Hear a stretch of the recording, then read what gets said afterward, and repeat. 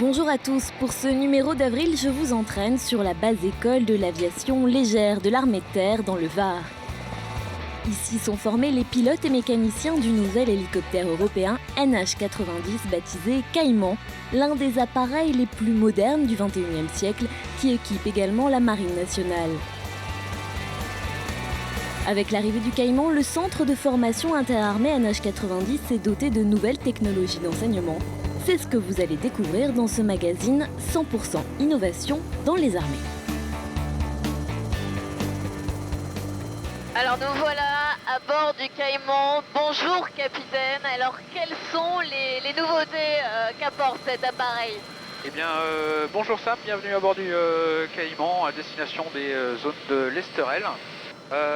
Des nouveautés, il y en a pas mal, c'est un hélicoptère de nouvelle génération. Pour le pilote, l'essentiel se situe au niveau du cockpit avec un glass cockpit qui remplace donc toutes les indications pendulaires avec des aiguilles par des écrans digitaux beaucoup plus faciles à lire et beaucoup plus rapides. Et j'imagine qu'il y a d'autres équipements qui sont intéressants. Alors bien sûr, on retrouve beaucoup d'équipements novateurs, notamment une caméra FLIR qui nous permet de voler avec en plus de précision la nuit. On a des éléments de guerre électronique également, des lanceleurs et notre fameux casque Top-Owl. Le fameux casque Top-Owl, justement, une de nos équipes est allée l'examiner de près. Nous allons vous le présenter tout de suite et après je vous retrouve en vol. L'hélicoptère de combat Tigre. Ce fleuron de l'aviation légère est rempli de technologies de pointe. Un des éléments majeurs de son système d'armes est le viseur de casque Topol. Cette partie, c'est le casque du pilote. Celle-ci, on l'appelle display module, module de projection, on va dire, qui est en fait un écran et qui appartient à l'hélicoptère. Une partie optique qui permet d'amener les informations de symbologie qui sont générées par les générateurs de symbologie ici, et puis une visière avec un traitement spécial qui est la zone de projection des images. Quand le pilote bouge sa tête, on sait où il regarde, et on asservit soit le FLIR, soit l'armement au regard du pilote. En permanence, le pilote peut désigner quelque chose ou viser quelque chose avec son casque, que ce soit de jour, de nuit, en vision directe ou par infrarouge. Le viseur de casque Topol offre ainsi au pilote une meilleure capacité de vision de son environnement tactique. Il lui assure une vision de nuit intensifiée, directement projetée sur la visière du casque, à un même niveau de performance que les jumelles de vision nocturne. Les jumelles qui étaient avant devant les casques d'ancienne génération projetaient une image sur les yeux. Là, l'image est projetée directement sur la partie verte. Donc il y a beaucoup moins de fatigue. Vous n'avez pas une projection sur l'œil. La projection est sur la visière. Donc vous regardez ce que vous avez à chercher. Vous n'avez pas en permanence une lumière verte sur votre œil. Ce casque est en service sur le Tigre et il est surtout en service opérationnel en opération en Afghanistan, au Mali, il était en Libye depuis 2008. Et cette expérience opérationnelle acquise, elle ne servirait pas à grand-chose si on n'en avait pas un retour et si on ne pouvait pas améliorer immédiatement le produit. Donc c'est un produit vivant qui est en constante évolution en liaison avec le besoin opérationnel.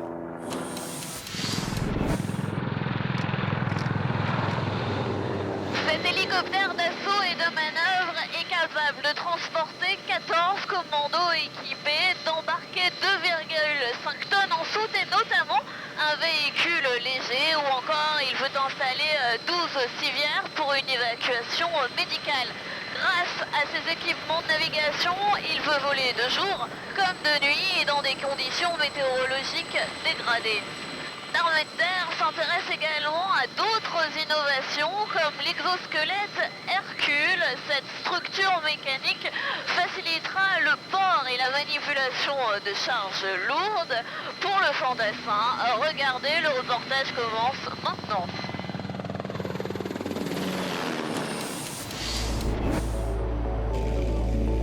La 4e édition d'InnoRobot, le salon des innovations robotiques, s'est tenue mi-mars à Lyon.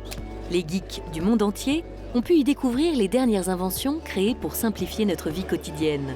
Parmi elles, Hercule, un exosquelette 100% français développé par la société RB3D. Existant en version civile et militaire, il vise à assister son opérateur au port et à la manipulation de charges lourdes. Ce système va en permanence, grâce à une électronique spécifique, s'adapter à votre démarche et autoporter son propre poids lors de vos pérégrinations. Pour le génie, ça peut être une machine polyvalente qui permet de creuser à terme les tranchées avec les outils adaptés, mais aussi de faire du port de charge, des aspects logistiques arrière, en permettant en fait des transports de caisses sur les bases arrière. Une deuxième version militaire, en cours d'élaboration, permettra aux démineurs d'utiliser un système de protection pesant une centaine de kilos. Un vrai succès donc pour Hercule, qui n'aurait pu voir le jour sans le soutien apporté dès le début par la Direction générale de l'armement. Nous avons à la DGA un dispositif qui permet de financer les PME à fort potentiel. Et ce dispositif s'appelle le Rapide. Donc c'est un moyen de financer les PME françaises qui ont un projet innovant dans le domaine de la défense et que nous souhaitons soutenir pour des finalités qui finalement peuvent dépasser les applications militaires. Hercule est le premier contrat rapide signé entre la DGA et une PME, initiant par la suite plus de 300 autres projets depuis 2009. Un succès que le ministère de la Défense a décidé d'encourager en augmentant le budget de Rapide de 40 à 50 millions d'euros en 2015.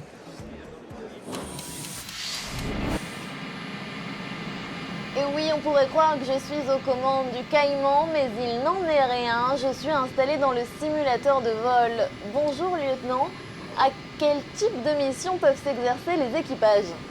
Alors, sur ce type de simulateur, on peut aujourd'hui actuellement faire tout type de vol, aussi bien des vols de nuit sous jumelles de vision nocturne que des vols de jour par bonnes et mauvaises conditions météo, ainsi que tous les types de pannes que l'on peut réaliser sur le simulateur.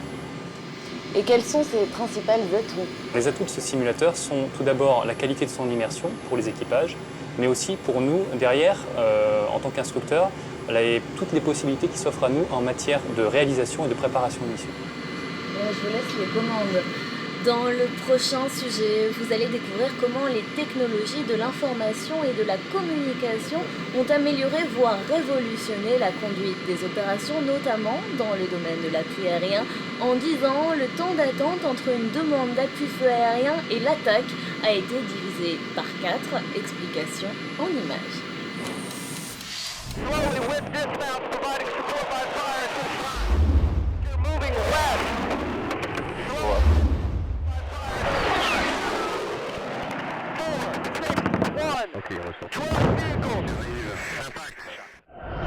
Aucune armée moderne ne fait la guerre sans système de communication et d'information performant. En 10 ans, le temps d'attente entre une demande d'appui aérien et l'attaque a été divisé par 4. Les nouvelles technologies de l'information et de la communication sont, dans les faits, une révolution sur notre façon de travailler. L'ennemi, il est à 50 mètres, il se déplace devant mon dispositif. Vous vous rendez compte qu'il y a une vingtaine d'années, un fantassin qui avait besoin d'un appui aérien prenait sa radio, ça partait dans les terres, si quelqu'un le captait, tant mieux. Donc c'était quand même du hasard. Maintenant, quand il appelle, il y a quelqu'un au bout du fil, grâce aux nouvelles technologies de la communication. Et grâce aux nouvelles technologies de l'information, cette personne a une connaissance parfaite de la situation et sait envoyer le bon avion au bon endroit pour délivrer l'effet attendu. Ça veut dire qu'en Afghanistan, quelques minutes après avoir demandé un appui-feu, les fantassins avaient un avion au-dessus de la tête qui délivrait cet appui.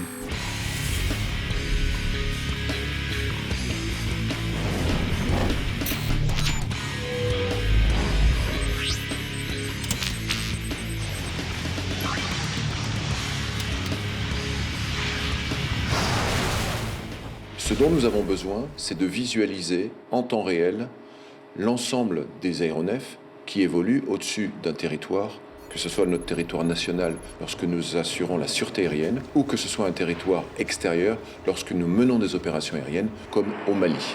On a la Golf Kilo 776 en emergency. Le commandement de la défense aérienne est au cœur de la conduite des opérations. Qui est ici. Voilà. La localisation d'un objectif mobile commence toujours par une recherche avec des avions d'écoute.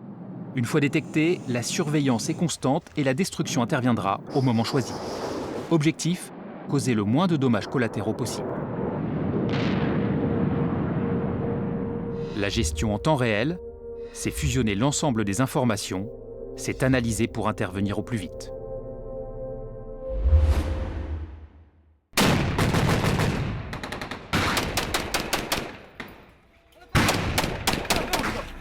Pénétrer dans un espace urbain est compliqué. Combattre dans un espace urbain est compliqué parce qu'on risque de faire des dommages collatéraux, parce qu'il y a beaucoup de populations civiles, etc. Donc il faut développer tous ces systèmes, que les moyens de communication et d'information puissent transiter entre les différents intervenants. On sait que c'est là où on va intervenir, donc il faut s'y préparer et s'y entraîner.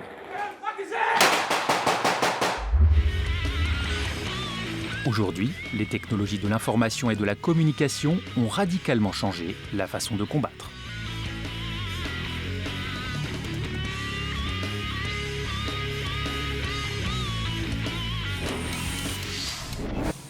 Donc j'ouvre la fenêtre du treuil.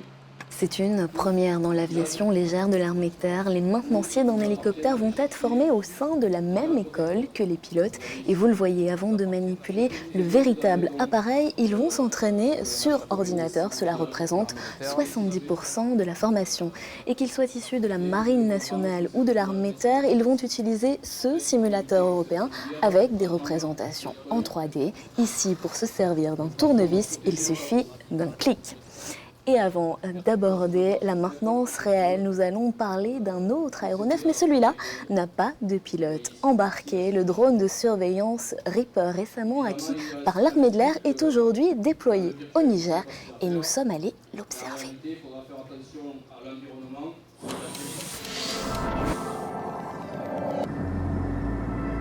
Livrés fin 2013 à l'armée de l'air, les drones américains MQ-9 Reaper sont entrés en action mi-janvier dans le Sahel, en renfort des drones Harfang déjà déployés. De type MAL pour moyenne altitude et longue endurance, le premier système de drone Reaper français est installé sur la base aérienne 101 de Niamey au Niger. Une position stratégique qui lui permet d'exercer ses missions sur la bande sahélo-saharienne et notamment les zones d'opérations extérieures de la France. Rattaché à l'escadron de drones 133 Belfort, il est constitué de 2 vecteurs aériens et d'un système de guidage.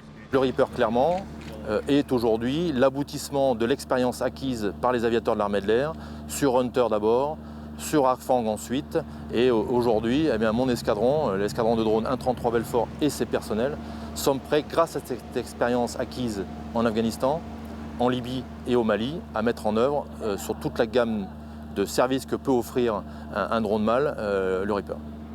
Particularité française, les drones sont pilotés à proximité ou directement depuis le théâtre d'opération. Durant le second semestre 2013, 6 pilotes et opérateurs capteurs ont été formés aux États-Unis. On passe d'un avion qui a un moteur à piston à un moteur à turbine, donc c'est pour nous une évolution puisqu'on a maintenant un turbopropulseur. Le Reaper vole donc en moyenne 2 fois plus vite que le Harfang, il monte 3 fois plus rapidement pour une autonomie quasi équivalente, ce qui nous permet de voler plus loin, plus rapidement. On a donc un système qui est plus réactif et avec plus d'allonge.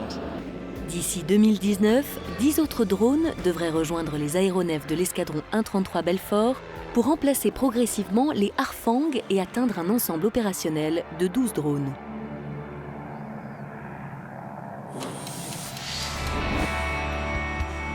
Après chaque vol, le mécanicien navigant retire la clé DID.